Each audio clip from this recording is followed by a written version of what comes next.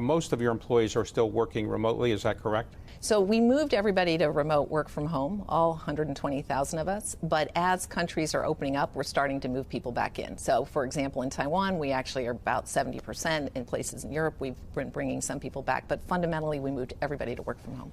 When you started working remotely, did you ever worry it would be a problem because you have all these people, but you're technically very savvy? So when we started the move to work from home, it did seem daunting. I'm responsible for our crisis response and put together a really strong governance around how do we get people to move from home with a global team and then a regional team, and we were in sync daily.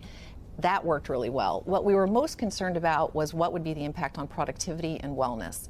Our chief medical officer, very early in the crisis, said that more people would be affected by mental health issues than actually the physical disease itself. So we focused on those two, and I think that was really important. The other thing is Google is really about our people and the ability to deliver for users and communities because of our compute capacity.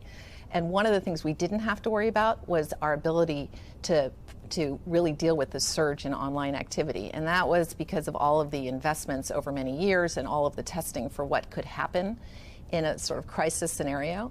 And I think it's an important point because you can't solve the risk management issue in the middle of a crisis. You obviously need to solve it ahead of time, and that worked. So many companies are saying, well, now that I've learned that my people can work from home, maybe I don't need all these people either in the office or I don't need all these people. Is that your view? You don't need all the people you have, or you may not need them all in the office? We believe that when people are together, that's a critical element for innovation. Collaboration helps support innovation. It's collaboration within teams, and it's collaboration across teams. It's collaboration and it's serendipity. So we do look forward to having people back in the office.